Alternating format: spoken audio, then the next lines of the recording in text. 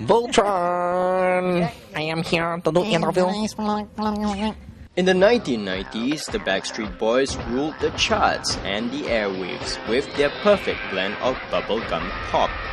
But then the boys grew up, got married, had kids, changed their sounds, and their chart appeal started to wane. Their later albums like Unbreakable and Never Gone saw a broader mix of musical styles that veered away from teen pop. But the musical makeover wasn't altogether successful, with the records selling far less than the previous albums. So where exactly is this new album, This Is Us, heading? We asked the Backstreet Boys when they were here in Singapore to perform at F1. Well, I think the Backstreet Boys are focusing on kind of what makes the Backstreet Boys special, in a way. When you go all the way back to our very first record, self-titled Backstreet Boys, it had a Euro dance, urban pop feel.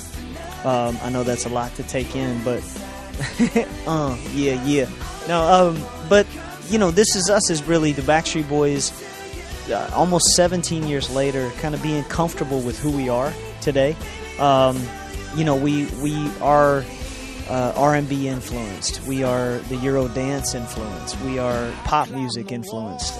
All of these things kind of put together and stirred up makes the Backstreet Boys who we are today. But your earlier albums had a more sort of like a more something that appealed to teenagers, to young people, and your later albums seem to have a more diverse music style, and your later albums arguably were not as successful.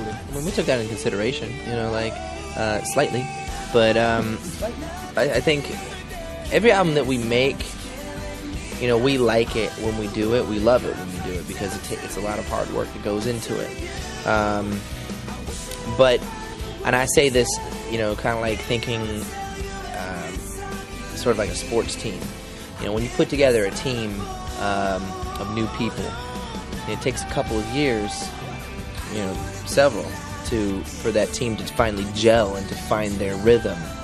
And I think these last two albums, from Never Gone to Unbreakable, leading up to this point, those albums all have led up to, it was a learning process, discovering who the Backstreet Boys are now, you know, versus like what we were in the past.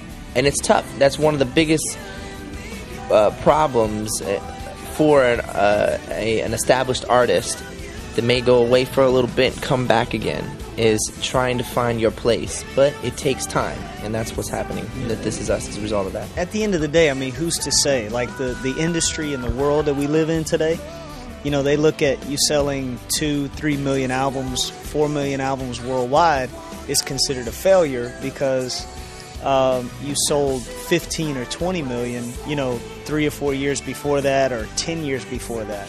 And at the end of the day, music has changed. The whole industry of the music business has changed. So I'm not one to say that it's a failure, because I'm not a critic of music. It's not my place. I can be critical of the music that we make, and I can tell you that Never Gone, I can tell you that Unbreakable was a success in our own right, because we got a chance to tour the world.